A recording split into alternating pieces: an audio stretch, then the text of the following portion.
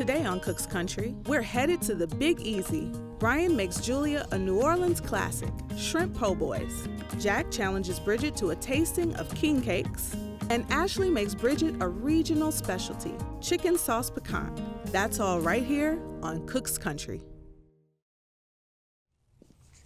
A po' boy sandwich is found all over Louisiana. It's a baguette-like roll stuffed with seafood or meat or even French fries and gravy. Now, it's said that the name started with Benny and Clovis Martin. They were New Orleans streetcar conductors until they opened Martin Brothers Coffee Stand and Restaurant in the French Market in 1922. Then in 1929, New Orleans streetcar workers went on strike. During this two-week standoff, local businesses donated goods and services to the streetcar union, including sandwiches from the Martin Brothers Restaurant. Benny said, "We fed those men free of charge until the strike ended. Whenever we saw one of the striking men coming, one of us would say, 'Here comes another poor boy.'" The brothers also brought the free sandwiches out to the strikers so that no one had to put down a picket sign. Today, we're celebrating the po' boy sandwich, and Brian's going to show us how it's done.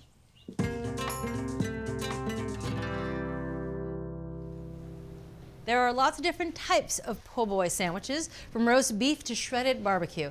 But today, Brian's going to show us how to make the classic shrimp po' boy. That's right, and shrimp po' boys are probably my favorite sandwich in the world. So I hope you know what you're doing then. You know, I've messed around with it a fair amount, so I've got it down pat. You get this crispy, slightly spicy shrimp and remoulade, which is basically mayonnaise on steroids, fortified with horseradish and hot sauce. And it's a messy sandwich. I know you can rate a po' boy by how many napkins you use when you eat it. Yeah, it should be dripping down your arm onto your shirt. We're gonna start by making our own Creole seasoning blend. You could buy a Creole seasoning blend from the grocery store, but oftentimes they're very salty. And when we make it at home, we're able to control the amount of salt that we put into it. And this one's gonna make about 3/4 of a cup, and we're only gonna need 2 tablespoons for our recipe. But this is great to throw in all kinds of dishes and on grilled meats especially. I have 5 tablespoons of Hungarian paprika, 2 tablespoons of garlic powder. I can really smell that garlic powder. That's good.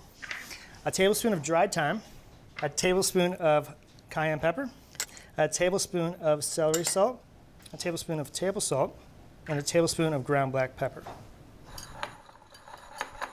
So we're only going to use 2 tablespoons of this for our flour mixture. So we can pull that out right now. And we'll transfer that to 2 cups of all-purpose flour. And to that, we're going to add a 1/4 cup of yellow cornmeal. Now, the cornmeal is important because it gives the shrimp a little bit of texture once it's fried. Okay, now we found that a lot of times if we were just to take the shrimp, dip it in an egg, and then dip it in the flour, the coating would fall off the shrimp. So what we're gonna do is we're gonna create a little bit of a batter. So we have 4 whole eggs here. And to that, we're gonna add 1/2 cup of our flour mixture. Now we can turn our attention to the shrimp. Now these are 31-40 shrimp, meaning they're 31 to 40 per pound, and we have 1 pound of them here. So we're gonna begin by peeling and deveining them. So the way I like to peel and devein a shrimp is I like to invert my knife so the blade is facing up. Then I hold the shrimp in my hands like that, and I just about 1/8 of an inch from the top of the shrimp kind of come in with the tip of the knife and start sliding it and wedging my knife upwards a little bit at a time. You almost want to move the shrimp around the tip of the blade, not force the blade into the shrimp. And oftentimes, if there is a vein to remove, it'll stick to the knife and you can just peel it and wipe it on the side. So then I've got the shell in my hand. I can just kind of peel off. And then to remove the tail, you want to squeeze right at the base of the tail to kind of force that meat out. You wiggle it a little bit. Yes. Yeah. Okay, so all the shrimp is peeled. And again, this is 1 pound of shrimp, and that'll make 4 sandwiches. So you'll get anywhere between 9 and 10 shrimp per sandwich. Not skimpy. No, these are big sandwiches. Okay, so we're gonna start by working with half of the shrimp at a time. We're gonna hit it into the dry mixture. And we're gonna take it from the dry mixture and put it into the batter and then back into the dry. So, okay. It's a little 2-step. 2-step po' boy. And we're only working with half the shrimp at a time because we don't wanna oversaturate this flour mixture. So it'll introduce too much water to it. Just kind of shake off the excess flour.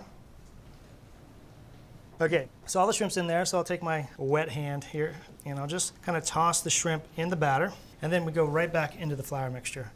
And we'll just lightly toss those in the flour, and we'll transfer them to our rim baking sheet. This shrimp is a little bit more wet than it was when it came right out of that bowl, so we don't want to add too much of this battered shrimp to the flour mixture because then we just create 2 batters. Yeah, exactly. All right, Julia, we're gonna finish breading this shrimp here. Then we're gonna wrap the tray in plastic wrap and throw it in the refrigerator for about 30 minutes. And that time is gonna really allow the batter to stick to the shrimp. Sounds good. And I might also wash my hands. Yeah, I was thinking you might want to do that.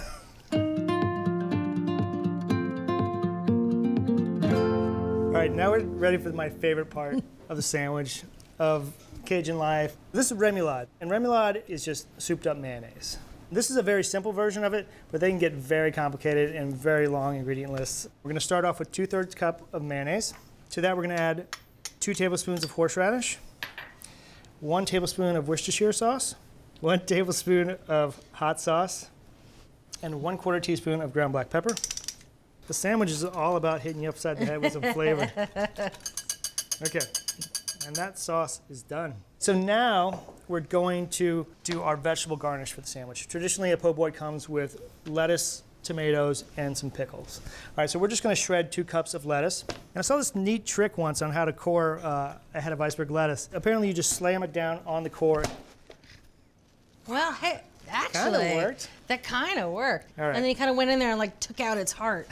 I don't want the shreds to be too long, so I'm gonna cut this portion in half, and we'll just finally shred this. And that's about 2 cups right there. And now we're going to slice 2 tomatoes. These are vine-ripened tomatoes. We're gonna first twist off the stem there, and we're gonna remove the core from the tomato.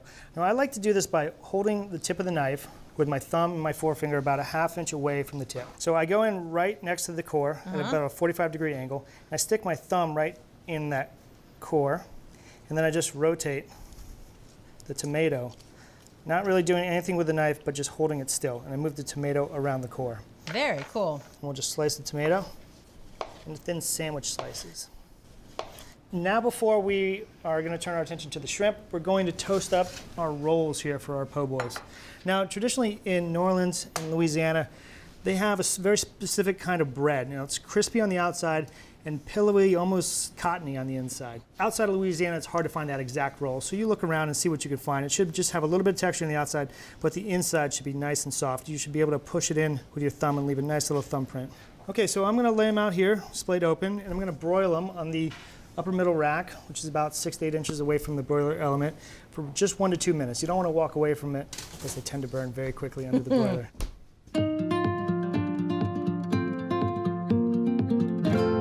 Okay, so the shrimp has been chilling out in the refrigerator for 30 minutes. You can see that the coating looks a little bit more hydrated on it. And we have 2 quarts of vegetable oil here that I've heated to 375 degrees, and now we're ready to fry the shrimp. So I'm gonna do half a batch at a time, just so we don't overcrowd the oil. Oh, I was going to say, I'm happy to see you using tongs. He always likes to tempt fate a little bit. I like to do both, tongs and fingers. Wow, you get your fingers dangerously close to that oil. Well, it's impressive. It's actually safer to get your hands close to the oil rather than let the food drop from way up here, because that way you don't create the splatter. It's safer to use tongs. So that's about half the shrimp. We're gonna let that fry until it's nice and golden brown. And that takes about 4 minutes per batch. All right, you can see our shrimp are nice and golden brown, and they're starting to float to the top. That's Which means gorgeous. they're cooked through. Oh, We're just gonna transfer them to a paper towel lined plate. look at those beauties. So we're gonna return the oil to 375 degrees and fry up the second batch of shrimp. And now we're ready to build some po' boys. You need to put an ample amount of remoulade on these. So this makes about approximately a 1/4 cup per sandwich. Oh, you're not fooling around. No, this is a heavy duty sandwich here. 1/4 cup per sandwich. All right, and we'll go a little bit of lettuce and about 3 slices of tomato. Now a few pickles, Oh, lots of pickles on mine. extra pickles. Yes, please. I also like a good number of pickles on mine. Now the star of the show, we have our shrimp. How many we could fit on here and how many we have available is 2 different stories. So we'll You just, fit as many as you can on. You're up to 8. That's pretty good. so I like to give it a smash here with your right hand. And with your left hand, forcefully press down the top bun. I like to take on a wide-legged stance here. To protect your shirt. It is perfection. The little bit of seasoning, you're right, with all that cayenne and black pepper, I thought that spice mixture was gonna be too spicy, but it's pretty mild, all things considered. Yeah, you get each one of them on the tongue, but you hit that hot oil, it really tempers down the spiciness. Oh, and the mayonnaise with the Worcestershire and the horseradish. Yeah. And you can get a little bit of the crunchiness from the cornmeal. Brian, this shrimp po' boy is something else. It was my pleasure. If you want to make an authentic shrimp po' boy sandwich, start by making a batch of Creole seasoning with paprika, cayenne, and celery salt.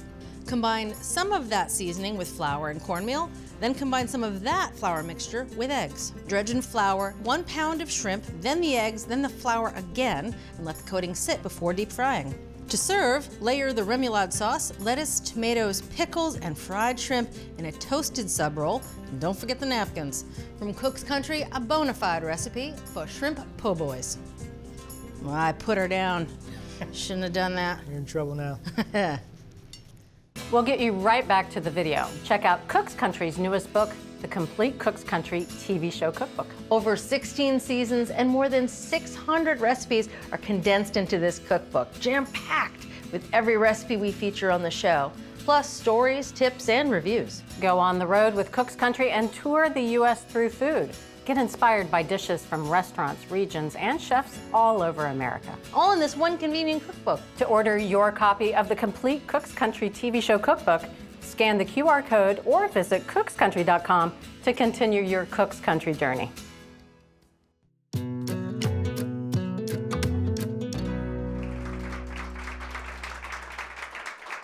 They say in New Orleans there are 3 foods that typify Mardi Gras, and that is king cake, fried chicken, and king cake. So I think king cake's pretty important.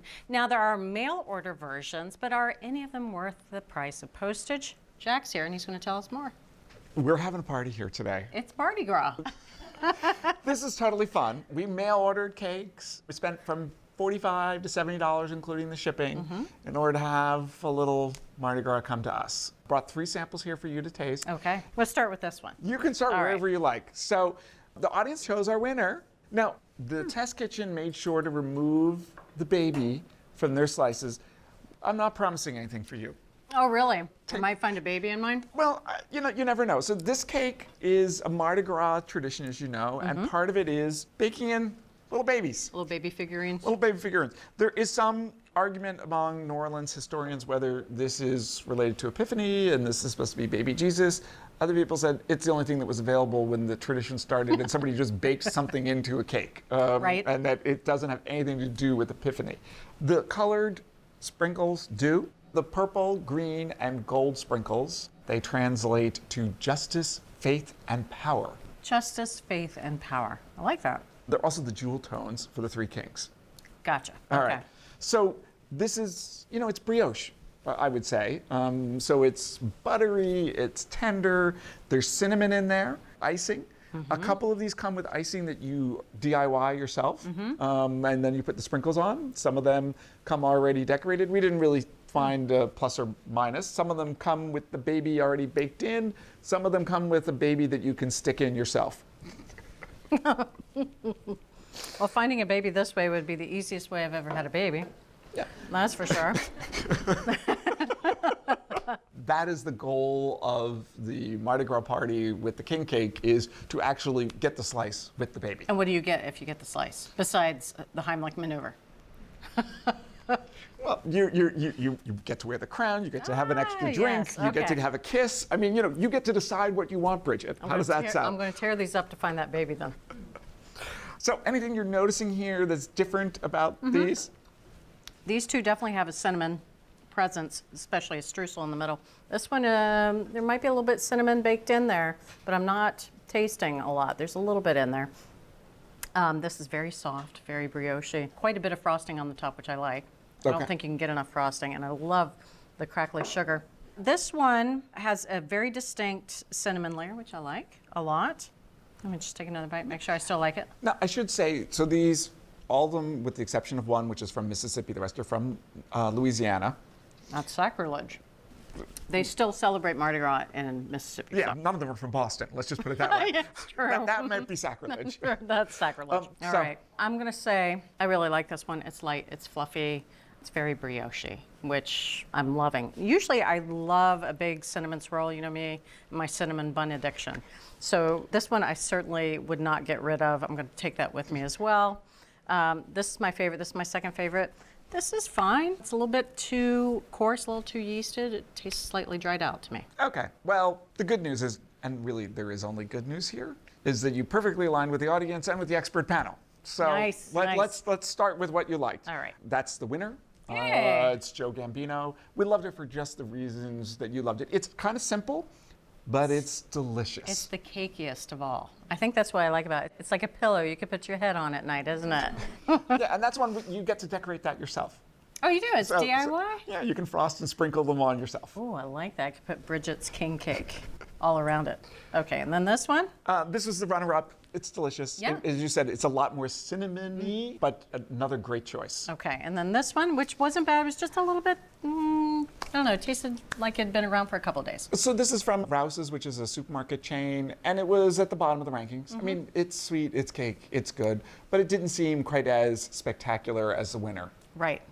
Well, there you go. We've got a winner of a king cake, and it's got a little DIY. Joe Gambino's Bakery Traditional King Cake, and it retails for $65.78. Thanks, guys. King cake for everyone. Love what you're watching? Take your cooking to the next level with our Essential membership. Get instant access to thousands of recipes, tips, techniques, product reviews, and step-by-step videos. Our Members app allows you to search by ingredient, set dietary preferences, and save your favorite recipes. For those looking to level up, our newest feature, ATK Classes, offers more in-depth instruction led by ATK experts, so you can gain greater confidence in the kitchen. Start your free trial by visiting the App Store or going to americastestkitchen.com/YouTube today.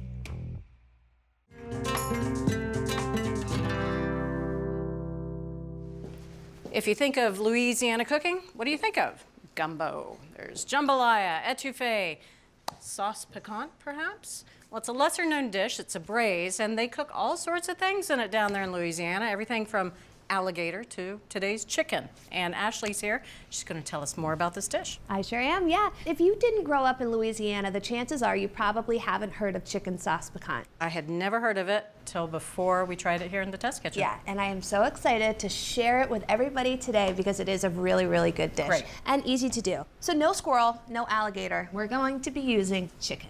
Here we have 2 pounds of boneless, skinless chicken thighs. And I just want to show you how we got this to look like that. And I'm gonna start just by trimming the fat off, and then I'm going to quarter it. So I'm just gonna run my knife really lightly along the top, and then I'll run my knife just along the outer edge there. Cleaning it up. Cleaning it off, that's exactly right. So now I'm gonna run my knife just right down the center to quarter it. Turn that to the side, and run that just along the center, just like so. And this really is just going to make life a little bit easier when we are ready to eat. Great. I'm gonna wash my hands real quick. All right, so here we have what's called Louisiana seasoning. This is 1 tablespoon. I'm just gonna sprinkle that over the chicken, and then I'm gonna toss just to make sure it's all nicely coated. Great. And you can buy Louisiana seasoning at your supermarket. Sometimes it's called Creole or Cajun seasoning. I'm not going to get into that argument. Or you can make your own. We've got a great recipe on our website, cookscountry.com. And here I have 1/2 cup of all-purpose flour. I'm gonna toss in here as well. So I have some oil that's been heating. This is a 1/4 cup of vegetable oil that's been preheating in this Dutch oven. It's been set over medium-high heat, and as you can see, it's shimmering nicely. So I'm gonna add in 2 batches the chicken to the pot. And an important note, don't get rid of the extra flour in the bowl. We're gonna use it a little bit later on in the recipe. Great. 3 to 5 minutes per side, and then we're gonna transfer the chicken once it's nice and golden brown to a plate. Great.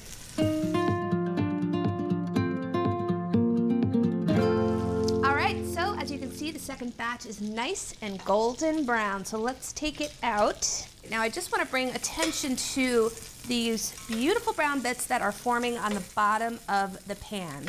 As you know, that is called fond, and that is Flavor. flavor. All right, so I am gonna set that aside for now. I'm gonna just turn that off for just 1 second because I have a few things to focus on over here. Now this is gonna be the foundation of our sauce piquant. So here I have 1 green bell pepper, and I want to chop it. So I'm gonna start by trimming off the top and then trimming off the bottom. Set that aside because I will be using that. Now, just cut a slit down the side there. Then you're gonna open it up and then run your knife just along the outer interior of the pepper. And then you have a flat pepper to chop from. About 1/2-inch pieces is perfect. So you notice I don't have any carrots on the counter. It's not a traditional French mirepoix. And the French use carrot, celery, and onion. But it's Louisiana. That's right. So we are going to be using celery, onion, and green bell pepper. That's the Trinity. All right. Perfect. So I'm going to turn my pot back on. And we have it back on medium-high heat. And now let's add the rest of our ingredients. Okay. So 1 onion that is chopped. Good sizzle sound there. And our chopped green bell pepper. Starting to smell good. 1 rib of celery that was chopped as well. This is 2 cloves of minced garlic. And 1 tablespoon more of vegetable oil. And then 1 more 1/2 teaspoon of that Louisiana seasoning. And it's missing our last ingredient, and that's the remaining bit of flour that we set aside earlier. Again, we're not using a roux, so we're going to be pouring this remaining flour on top of the vegetables, and it's going to just help to slightly thicken our sauce piquant. Great idea. You can really smell the spices as soon as they hit that hot oil. They have a lot of oil-soluble compounds in them for flavor, but also the heat is just really activating it. Yeah. And you can see I'm already getting some of that fond up. All right, it's been 5 minutes, and as you can see, our vegetables are nice and just softened. Just softened. So now let's make the sauce. Okay. We have 1 28-ounce can of crushed tomatoes. And we're going with crushed instead of diced because we wanted it to fall apart. Yes. Okay. We love the texture of that, as opposed to the diced tomatoes, which held on to their texture a little bit too much. Here I have 3 cups of chicken broth. And as if things couldn't get any better than they already are, we're gonna add a little bit of bacon. 2 slices of bacon, no need to render it or pre-cook it ahead of time. It's merely in there just for flavor and to add a little bit of smokiness to the background. 2 tablespoons of Worcestershire for some umami and depth of flavor. Serious savory flavor going in there. 1 bay leaf. Now, stir up any brown bits that formed on the bottom of the pan, that fond I was talking about earlier. Yes. I'm going to return the chicken to the pot. I'm going to nestle it right on in there. And sometimes some juices have accumulated at this step. So if so, I'm just going to pour those right back into the pot because that is some good flavor right there. Sure is. All right, Bridget, as you can see, the sauce is up to a simmer. So I'm going to put the lid on the pot and transfer this Dutch oven to an oven that's preheated to 350 degrees. And I'm going to cook it until the chicken is tender, which should take about 45 minutes.